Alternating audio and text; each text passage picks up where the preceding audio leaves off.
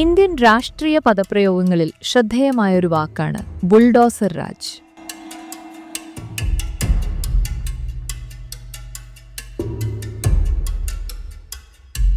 ദേശീയ തലത്തിൽ ബി.ജെ.പിയുടെ ബുൾഡോസർ രാജിനെ നിരന്തരം വിമർശിക്കുന്നവരാണ് കോൺഗ്രസ് നേതാക്കൾ.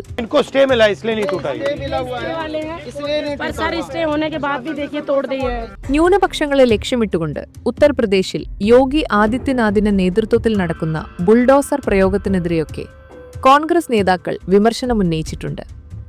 യഥാർത്ഥത്തിൽ ഇത്തരത്തിൽ വിമർശിക്കാനുള്ള ധാർമ്മികത കോൺഗ്രസിനുണ്ടോ?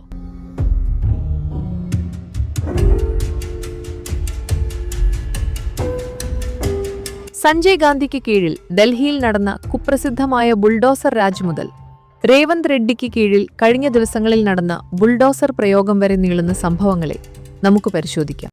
ഇന്ത്യയിൽ ബുൾഡോസറിനെ ഒരു രാഷ്ട്രീയ ആയുധമായി ഉപയോഗിക്കാൻ തുടങ്ങുന്നത് കോൺഗ്രസ് തന്നെയാണ്.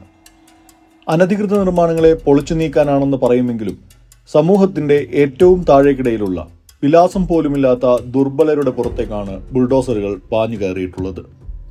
ബി.ജെ.പിയുടെ യോഗിയുടെ ഭരണകാലത്തെത്തുമ്പോഴേക്കും അത് ബുൾഡോസർ ജസ്റ്റിസ് എന്ന ഒരു പുതിയ പ്രയോഗത്തിലേക്ക് എത്തിയിരിക്കുന്നു. മുസ്ലിം പേരുകാരനായ ഒരു വ്യക്തി ഒരു കുറ്റകൃത്യത്തിൽ പ്രതി ചേർക്കപ്പെടുന്നതോടെ അയാളുടെ വീടുൾപ്പെടെയുള്ള എല്ലാ കെട്ടിടങ്ങളും പൊളിച്ചു നീക്കുക എന്ന പുതിയ രാഷ്ട്രീയ ആയുധമായി ബുൾഡോസർ മാറി.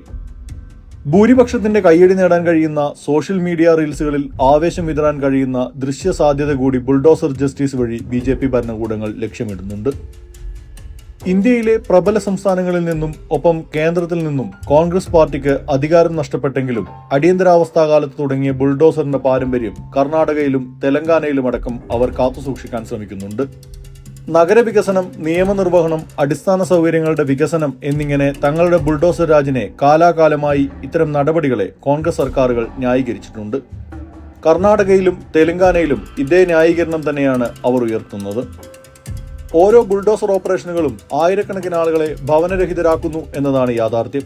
മതിയായ പുനരധിവാസം നൽകാതെ ആളുകളെ തെരുവിലേക്ക് ഇറക്കിവിടുകയാണ്. 1976 അടിയന്തരാവസ്ഥ കാലത്ത് ഇന്ദിരാഗാന്ധിയുടെ കീഴിൽ നടന്ന പൊളിച്ചു നീക്കലുകളിലാണ് ബുൾഡോസറുകളെ ഒരു രാഷ്ട്രീയ ആയുധമാക്കിയതിന്റെ ചരിത്രം തുടങ്ങുന്നത്.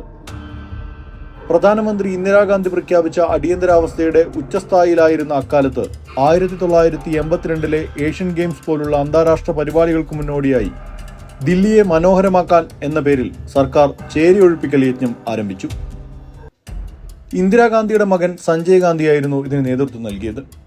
കയ്യേറ്റങ്ങൾ നീക്കം ചെയ്യുകയാണ് എന്ന ന്യായീകരണത്തോടെ തുടങ്ങിയ പരിപാടി സഞ്ജയ് ഗാന്ധിയുടെ നേതൃത്വത്തിൽ എല്ലാ ഭരണകൂട ഭീകരതയും പുറത്തെടുത്ത ക്രൂരമായ ആക്രമണങ്ങളായിരുന്നു. ബുൾഡോസറുകൾ യഥാർത്ഥത്തിൽ ലക്ഷ്യമിട്ടത് ഓൾഡ് ഡൽഹിയിലെ ദരിദ്രരായ മുസ്ലിം ഭൂരിപക്ഷ പ്രദേശങ്ങളെയായിരുന്നു. ഏറ്റവും കുപ്രസിദ്ധമായ സംഭവം നടന്നത് ഓൾഡ് ഡൽഹിയുടെ ഹൃദയഭാഗത്തുള്ള തിരക്കേറിയ മുസ്ലിം ഭൂരിപക്ഷ ചേരിയായ തുർക്ക്മൻ ഗേറ്റിലാണ്. 1976 ഏപ്രിൽ 13 പോലീസും മുനിസിപ്പൽ അധികൃതരും ബുൾഡോസറുകളുമായി ഈ പ്രദേശത്തേക്ക് കടന്നുവന്നു. 1500-ലധികം വീടുകളും കടകളും ഇടിച്ചു നിരത്തി. ഏകദേശം 1.5 ലക്ഷം താമസക്കാരാണ് അവിടെ ഉണ്ടായിരുന്നത്. ഒഴിഞ്ഞു പോകാനായി മണിക്കൂറുകൾ മാത്രമാണ് അവർക്ക് സമയം നൽകിയത്. വീടുകൾക്കൊപ്പം അവരുടെ എല്ലാ സാധന സാമഗ്രികളും ബുൾഡോസറുകൾക്കടിയിൽ തകർക്കപ്പെട്ടു. പ്രദേശവാസികൾ ചെറുത്തുനിൽപ്പിനായി നടത്തിയ ശ്രമങ്ങളെ പോലീസ് ക്രൂരമായി നേരിട്ടു. ഔദ്യോഗിക രേഖകൾ പ്രകാരം 5 പേർ മരിച്ചതായി പറയുന്നുണ്ടെങ്കിലും യഥാർത്ഥ മരണസംഖ്യ ഇതിലും വളരെ കൂടുതലായിരുന്നു. പ്രതിഷേധം വ്യാപിക്കാതിരിക്കാൻ മൃതദേഹങ്ങൾ പോലീസ് നീക്കം ചെയ്തു. ഇന്ദിരാഗാന്ധി പാർലമെന്റിൽ ഈ നടപടിയെ ന്യായീകരിച്ചു. ഈ നടപടി നഗര നവീകരണത്തിനും ശുചിത്വത്തിനും അത്യാവശ്യമാണെന്നാണ് ഇന്ദിരാഗാന്ധി പറഞ്ഞത്. എന്നാൽ പ്രതിപക്ഷ നേതാക്കൾ ഇതിനെ ദരിദ്രർക്കും ന്യൂനപക്ഷങ്ങൾക്കുമെതിരെയുള്ള ആക്രമണമായി വിശേഷിപ്പിച്ചു. ജനസംഖ്യാ നിയന്ത്രണത്തിനും ചേരി നിർമ്മാർജ്ജനത്തിനുമുള്ള സഞ്ജയ് ഗാന്ധിയുടെ സ്വേച്ഛാധിപത്യപരമായ നടപടികളെ പുകഴ്ത്തിയും വികസനത്തെക്കുറിച്ചുള്ള വാചകമടിയുമൊക്കെ കൂട്ടിയിണക്കി ന്യായീകരിക്കുകയാണ് കോൺഗ്രസ് പാർട്ടി ചെയ്തത്. തുർക്ക്മാൻ ഗേറ്റ് പൊളിച്ചു നീക്കൽ കോൺഗ്രസ് വിരുദ്ധ വികാരം ആളിക്കത്തിക്കുകയാണുണ്ടായത്. ഈ സംഭവത്തിൽ നിന്നും പാഠം പഠിക്കാൻ കോൺഗ്രസ് തയ്യാറായില്ല.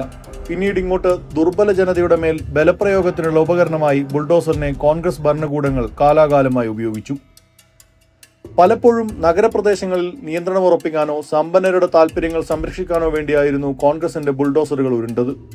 നഗരങ്ങളിലെ ദരിദ്ര ലക്ഷ്യമിട്ട് അടിസ്ഥാന സൗകര്യങ്ങൾക്കും റിയൽ എസ്റ്റേറ്റിനുമായി ഭൂമി കൈക്കലാക്കാൻ ബുൾഡോസറിനെ കോൺഗ്രസ് നേതാക്കൾ ഉപയോഗിച്ചു. 1980-കളിൽ രാജീവ് ഗാന്ധിയുടെ കീഴിൽ യമുന പുഷ്ത പ്രദേശത്ത് ദില്ലിയിൽ വീണ്ടും കെട്ടിടങ്ങൾ ഇടിച്ചു നിരത്തി. ഇവിടെ 30,000-ലധികം ചേരി നിവാസികൾ ഉണ്ടായിരുന്നു. അവരിൽ പലരും പാർശ്വവൽക്കരിക്കപ്പെട്ട ജാതികളിൽ നിന്നും മതന്യൂനപക്ഷങ്ങളിൽ നിന്നുമുള്ളവരായിരുന്നു. നദീതീരത്തെ വികസനത്തിനെന്ന പേരിലാണ് ഇവർ കുടിയിറക്കപ്പെട്ടത്.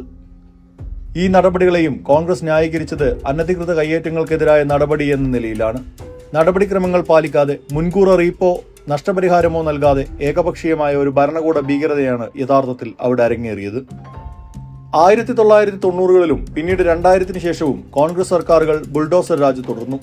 കോൺഗ്രസ് മഹാരാഷ്ട്ര ഭരിച്ചിരുന്നപ്പോൾ മുംബൈയിലെ മിൽ തൊഴിലാളികളുടെ കോളനികൾ അമ്പരചുംബികളായ കെട്ടിടങ്ങൾക്കായി ഇടിച്ചു നിരത്തി. ചേരി പുനരധിവാസം എന്ന പേരിൽ ആയിരക്കണക്കിന് ആളുകളെ കുടിയിറക്കി. എന്നാൽ വളരെ അപൂർവം ചിലർക്ക് മാത്രമേ പുനരധിവാസ പദ്ധതിയുടെ ആനുകൂല്യങ്ങൾ ലഭിച്ചിരുന്നുള്ളൂ. 2004-2009 കാലത്ത് ആന്ധ്രാപ്രദേശിൽ YS രാജശേഖര റെഡ്ഡിയുടെ ഭരണകാലത്ത് സ്പെഷ്യൽ എക്കണോമിക് സോണുകൾക്ക് വേണ്ടി തീരദേശ കയ്യേറ്റങ്ങൾ ഒഴിപ്പിച്ചു. ഇത് മത്സ്യത്തൊഴിലാളി സമൂഹങ്ങളെ ബാധിച്ചു. വികസനത്തിന് വേണ്ടിയുള്ള നടപടിയായി കോൺഗ്രസ് ഇതിനെ ന്യായീകരിച്ചെങ്കിലും തുർക്ക്മാൻ ഗേറ്റ് ഒഴിപ്പിക്കലിനെ ഓർമ്മിപ്പിക്കുന്ന സംഭവങ്ങളാണ് യഥാർത്ഥത്തിൽ നടന്നത്. കോൺഗ്രസ് സർക്കാർ 2023 മെയ് മാസത്തിൽ കർണാടകയിൽ അധികാരമേറ്റതോടെ സംസ്ഥാനത്ത് പൊളിച്ചുനീക്കൽ പ്രവർത്തനങ്ങൾ വർദ്ധിച്ചു. ഉത്തരേന്ത്യൻ സംസ്ഥാനങ്ങളിൽ BJP സർക്കാരുകൾ നടത്തുന്ന ബുൾഡോസർ രാജിനോട് കിടപിടിക്കുന്ന നിലയിലാണ് സിദ്ധരാമയ്യയുടെ ബുൾഡോസറുകളും നീങ്ങിയത്. 2025 ഡിസംബറിൽ ബംഗളൂരുവിലെ ഫക്കീർ കോളനിയിലും വസീം ലേഔട്ടിലും വലിയ കുടിയൊഴിപ്പിക്കൽ നടന്നു. ഈ പ്രദേശങ്ങൾ മുസ്ലിം ഭൂരിപക്ഷ മേഖലകളാണ്. ഡിസംബർ 26-27 തീയതികളിൽ ബുൾഡോസറുകൾ 200-ലധികം വീടുകൾ ഇടിച്ചു നിരത്തി. ദശാബ്ദങ്ങളായി അവിടെ താമസിച്ചിരുന്ന 400-ഓളം കുടുംബങ്ങളെ ഇത് ഭവനരഹിതരാക്കി. വെള്ളപ്പൊക്കം തടയാൻ മഴവെള്ളച്ചാലുകളിലെ നിയമവിരുദ്ധമായ കയ്യേറ്റങ്ങൾ നീക്കം ചെയ്യുക എന്നതായിരുന്നു ഔദ്യോഗിക ന്യായീകരണം. എന്നാൽ മുൻകൂർ നോട്ടീസ് പോലും നൽകിയില്ലെന്നും കോടതി ഹർജികൾ അവഗണിച്ചെന്നും താമസക്കാർ ആരോപിച്ചു. വ്യാപകമായ കയ്യേറ്റം നഗരവ്യാപകമായി ഉണ്ടായിരുന്നെങ്കിലും മുസ്ലിം പ്രദേശങ്ങളിൽ മാത്രം ശ്രദ്ധ കേന്ദ്രീകരിക്കുന്നത് ചൂണ്ടിക്കാട്ടി വ്യാപകമായ വിമർശനമുയർന്നു. കേരള മുഖ്യമന്ത്രി പിണറായി വിജയൻ കർണാടക സർക്കാരിനെ വിമർശിച്ച് രംഗത്ത് വന്നു.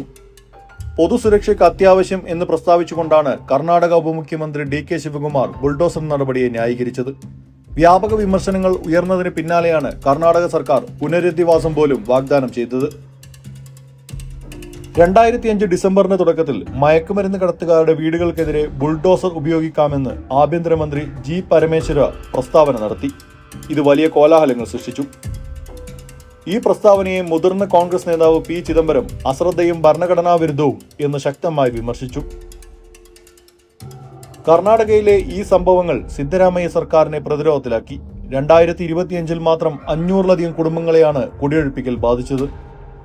പൊളിച്ചു നീക്കലുകൾക്ക് മുമ്പ് നോട്ടീസ് നൽകലും വാദം കേൾക്കലും നിർബന്ധമാക്കുന്ന സുപ്രീം കോടതിയുടെ 2024 മാർഗനിർദ്ദേശങ്ങളുടെ കൂടി പശ്ചാത്തലത്തിൽ കർണാടക സർക്കാരിന്റെ നടപടിക്രമങ്ങൾ വ്യാപകമായി വിമർശിക്കപ്പെട്ടു. ഏറ്റവും അവസാനമായി ബുൾഡോസറുകൾ പ്രയോഗിക്കപ്പെടുന്നത് രേവന്ത് റെഡ്ഡിയുടെ കീഴിൽ തെലങ്കാനയിലാണ്. 2023 ഡിസംബർ മുതൽ രേവന്ത് റെഡ്ഡിയുടെ സർക്കാർ ശക്തമായ ബുൾഡോസർ നടപടികൾക്ക് തുടക്കമിട്ടു. സംസ്ഥാന വിഭജന ശേഷം ആന്ധ്രയേക്കാൾ നഗരവ്യാപനമുള്ള തെലങ്കാനയിലാണ് ഒഴിപ്പിക്കലുകൾ കൂടുതലായി നടന്നുവരുന്നത്. 2024 ജൂലൈയിൽ ഹൈദരാബാദ് ദുരന്ത പ്രതികരണ ആസ്തി സംരക്ഷണ ഏജൻസി അഥവാ ഹൈഡ്രയുടെ കീഴിൽ ആരംഭിച്ച ഒഴിപ്പിക്കൽ നടപടികൾ തുടക്കം മുതൽ തന്നെ വിമർശിക്കപ്പെട്ടു. കയ്യേറ്റം ചെയ്യപ്പെട്ട തടാകങ്ങളെയും ജലാശയങ്ങളെയും വീണ്ടെടുക്കുന്നതിനെന്ന പേരിൽ രൂപീകരിച്ച പ്രത്യേക സംഘം അഥവാ ഒരു പ്രത്യേക ബുൾഡോസർ യൂണിറ്റ് ആയിരുന്നു ഒഴിപ്പിക്കലുകൾ നടത്തിയത്. 500-ലധികം കെട്ടിടങ്ങൾ ഇതിനോടകം ഇടിച്ചു നിരത്തിയിട്ടുണ്ട്. പലപ്പോഴും ഒഴിപ്പിക്കലുകൾ മുസ്ലിം ഭൂരിപക്ഷ പ്രദേശങ്ങളിൽ മാത്രമായി ഒതുങ്ങി. പ്രതിപക്ഷ പാർട്ടിയായ BRS ഇതിനെ ശക്തമായി വിമർശിച്ചു. BRS നേതാവ് KT രാമറാവു ഇതിനെ രാഷ്ട്രീയ പകപോക്കലോടുകൂടിയ ബുൾഡോസർ രാജ് എന്നാണ് വിശേഷിപ്പിച്ചത്. ഹൈദരാബാദിലെ മുസ്ലിം ഭൂരിപക്ഷ പ്രദേശങ്ങളിലെ വീടുകൾ ഇടിച്ചു നിരത്തിയത് ചൂണ്ടിക്കാട്ടി KTR കോൺഗ്രസിനെ നിശിതമായി വിമർശിച്ചു. 2025 ഒക്ടോബറിൽ രാഹുൽ ഗാന്ധിക്ക് KTR എഴുതിയ കത്തിൽ കോൺഗ്രസിന്റെ പുരോഗമനപരമായ വാഗ്ദാനങ്ങളെ ഒറ്റിക്കൊടുക്കുന്ന ബുൾഡോസർ ഭരണം എന്ന് എടുത്തു പറഞ്ഞു. എന്നാൽ ഈ വിഷയത്തിൽ രാഹുൽ ഗാന്ധിയിൽ നിന്നോ കോൺഗ്രസ് നേതൃത്വത്തിൽ നിന്നോ പ്രതികരണമൊന്നും ഉണ്ടായില്ല. 2025 ഫെബ്രുവരി 4 നാഗർ കുർണൂൽ ജില്ലയിലെ ചരകൊണ്ട ഗ്രാമത്തിൽ നടന്ന സംഭവം ഞെട്ടിപ്പിക്കുന്നതായിരുന്നു. അർദ്ധരാത്രിയിൽ ബുൾഡോസറുകൾ ഹൈവേ ബൈപ്പാസിനായി വീടുകൾ ഇടിച്ചു നിരത്തി. കുട്ടികളടക്കമുള്ള കുടുംബങ്ങളെ ഒരു മുന്നറിയിപ്പുമില്ലാതെ ഒഴിപ്പിച്ചു. പ്രതിഷേധങ്ങൾ ഉയർന്നെങ്കിലും കോൺഗ്രസ് സർക്കാരിന്റെ നടപടികളിൽ മാറ്റമൊന്നും ഉണ്ടായില്ല. ഇപ്പോൾ ഒരു വർഷത്തിനു ശേഷം ഖമ്മം ജില്ലയിൽ സമാനമായ അർദ്ധരാത്രി ഓപ്പറേഷനുകൾ തുടർന്നിരിക്കുകയാണ് രേവന്ത് റെഡ്ഡി സർക്കാർ. ഏകദേശം 3000 ആളുകൾ ഭവനരഹിതരായി. കേരള മുഖ്യമന്ത്രി പിണറായി വിജയൻ വീണ്ടും ഇടപെട്ടു. സർക്കാർ നടപടിയെ കടുത്ത ഭാഷയിലാണ് പിണറായി വിജയൻ വിമർശിച്ചത്. റവന്യൂ മന്ത്രി പൊൻകുലേട്ടി ശ്രീനിവാസ റെഡ്ഡി ബുൾഡോസർ രാജ് എന്ന പ്രയോഗത്തെ തള്ളിപ്പറഞ്ഞു. നടപടികൾ നിയമപരമാണെന്നും പരിസ്ഥിതി സംരക്ഷണം ലക്ഷ്യമിട്ടുള്ളതാണെന്നും അദ്ദേഹം വാദിച്ചു. ഇതൊന്നും ഇരുട്ടിന്റെ മറവിൽ ബുൾഡോസറുകൾ വരുന്നതിനെയും നടപടിക്രമങ്ങൾ പാലിക്കാത്തതിനെയും ന്യായീകരിക്കാൻ ഉതകുന്നതായിരുന്നില്ല. ഇന്ദിരാഗാന്ധിയുടെ തുർക്ക്മാൻ ഗേറ്റ് മുതൽ രേവന്ത് റെഡ്ഡിയുടെ ഹൈഡ്ര വരെ പറയുന്നത് ഒരേ രാഷ്ട്രീയമാണ്. കോൺഗ്രസ് ബുൾഡോസറുകൾ നടത്തുന്ന അധികാരപ്രയോഗം എപ്പോഴും ദുർബലരും പാർശ്വവൽകൃതരും ന്യൂനപക്ഷങ്ങളുമൊക്കെയായ മനുഷ്യരുടെ നേരെയാണ്. BJP ഭരണകൂടങ്ങളെയോ അവരുടെ ബുൾഡോസറുകളെയോ കോൺഗ്രസിന് ആത്മാർത്ഥമായി വിമർശിക്കാൻ കഴിയാത്തതും അതുകൊണ്ട് തന്നെയാണ്. പശു മുതൽ ബുൾഡോസർ വരെ കോൺഗ്രസ് തെളിച്ച അതേ പാതയിലൂടെ തന്നെയാണ് BJP അവരുടെ രഥങ്ങൾ ഉരുട്ടുന്നത്.